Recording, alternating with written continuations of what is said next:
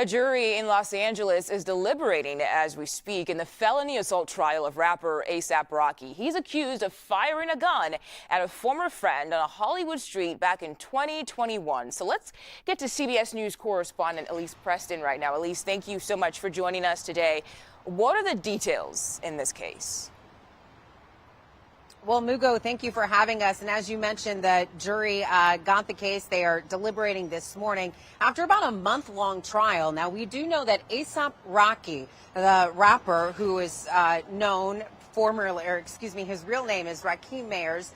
He is accused of firing at a former friend in November of 2021 during an alleged altercation. Now, the victim claims that he was grazed by those gunshots on the hand that night. Now, A$AP Rocky this entire time has maintained his innocence, and he says that the gun that was allegedly fired was actually a prop gun. So that is the defense that they are using during this month-long trial.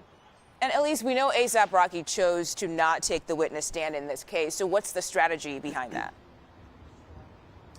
Well, that was a surprise, Mugo. He was expected to take the stand for weeks, and then last Thursday, as the defense was wrapping up, he did not. They rested their case, and then closing arguments were the next day. So we will see if that plays in their favor. But you cannot forget the celebrity involving this case. A$AP Rocky is not only a rapper, but he is tied to one of the biggest celebrities of our generation. He shares 2 children with Rihanna, who has been in and out of the courthouse throughout this month-long trial. She actually showed up during closing arguments with their 2 young children. They share 2 boys at ages 2 and 1. And so that has come into play during the trial. During closing arguments, the prosecutor actually said, you know, forget that he's a celebrity, forget that he is tied to Rihanna, forget that he has these 2 children. And so they are being told, jurors are being told to take that in their mind and put it in the back and just look at the facts of the case. What happened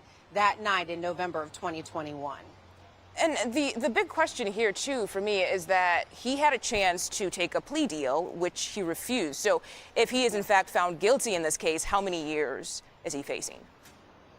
He did have a chance, Mugo. That was a plea deal, would have given him 180 days in jail, and that was a pre-trial plea deal that he denied. So he faces up to 24 years in prison. That is a large sentence. He's 36 years old. His children, as we mentioned, they're 2 toddlers, so they would be adults if he were to serve that full sentence.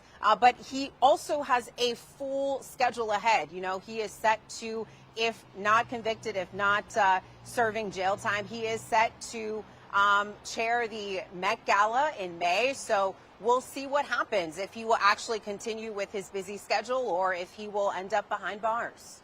We'll see a lot at stake in this case. Thank you so much, Elise Preston, for your reporting.